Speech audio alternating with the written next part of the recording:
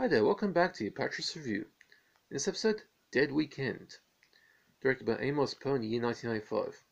It's a sci-fi softcore erotica telepic from the 90s. Hi there, welcome back to the Apatros Review, your guide to the wild world of science fiction, action, horror cinema with me, your host, Melisipka. If you want to spell my name, just look at the channel name.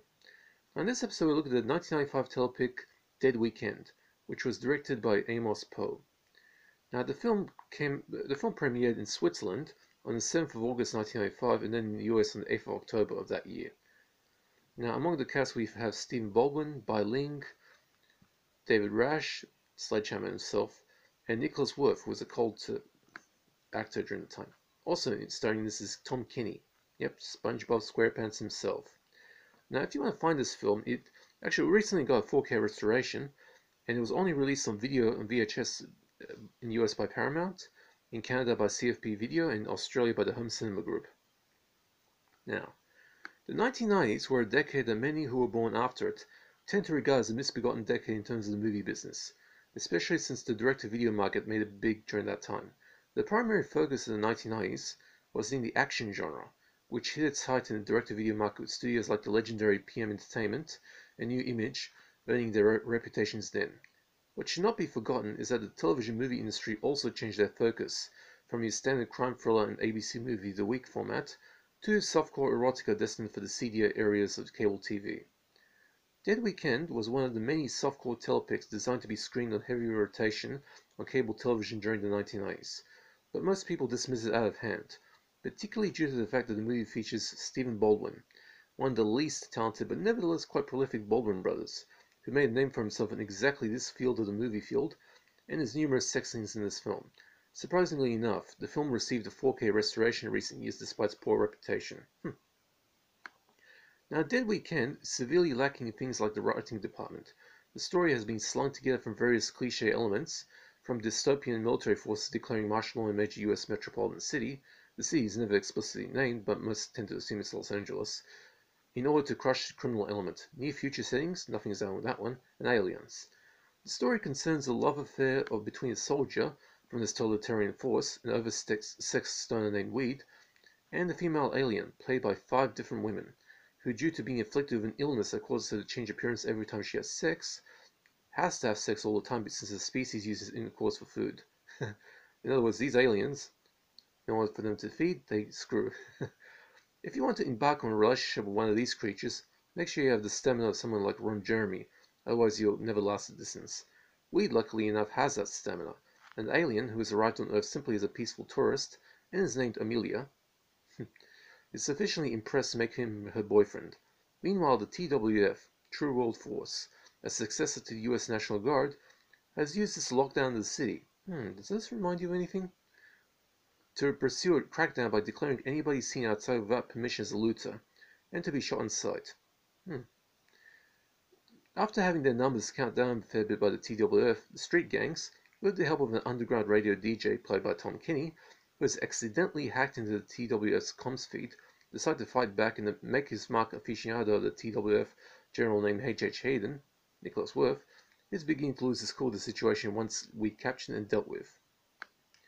Now, to be brutally honest, this is a rather bad telepic movie that was never meant to be seen as anything other than Skinamax late-night cable TV softcore erotica programming that only stoners and graveyard shift workers tend to watch. But despite the stupidity of the story, Dead Weekend does have a modest effect, as the overall cheapness of the production values gives the film a daggy 1990s atmosphere that those who grew up during the decade, like me, would appreciate.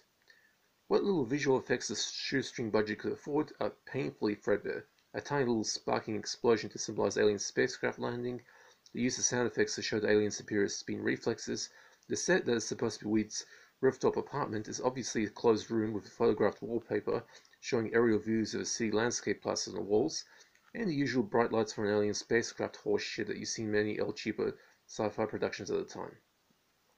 The fact that it didn't have a budget for CGI morphing effects, which were pretty ubiquitous at the time, actually works in the film's favor, as the simple notion of changing the actress playing Amelia every time she finishes making love does have an unnerving effect on the unsuspecting viewer. Like literally, they just switch actresses without any sort of effects or anything. Kind of weird. Anywho, Dead Weekend is the perfect choice for a late night cure for visual insomnia. Also suitable for beer and pizza heckling parties with you and your buddies, devotees of the bad movie cult, and professional bad movie masochists.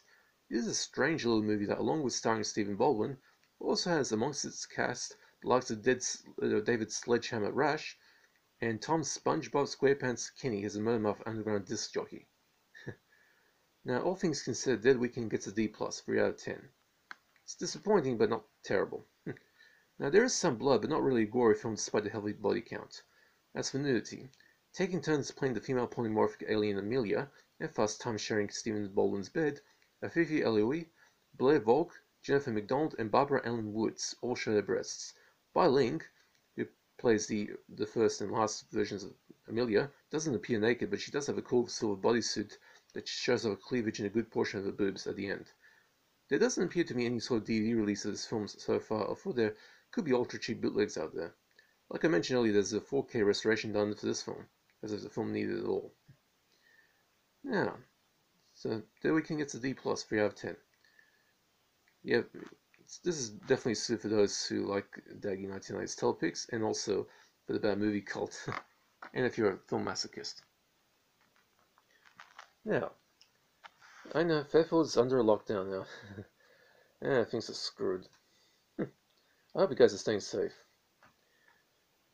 Okay, now I do not do requests, but if you want to know of a particular film collection, or also if you have any questions about DVDs you'd like me to answer, just hit me on the comments and I'll be happy to answer. Okay, hope you guys are staying safe, take it easy, and that's it for this review. See ya. Oh, sorry, by the way, this is actually my 225th episode, by the way. Next episode will be the D Spectrum 9. It's a two-parter, so keep an eye out for that. Okay, see ya.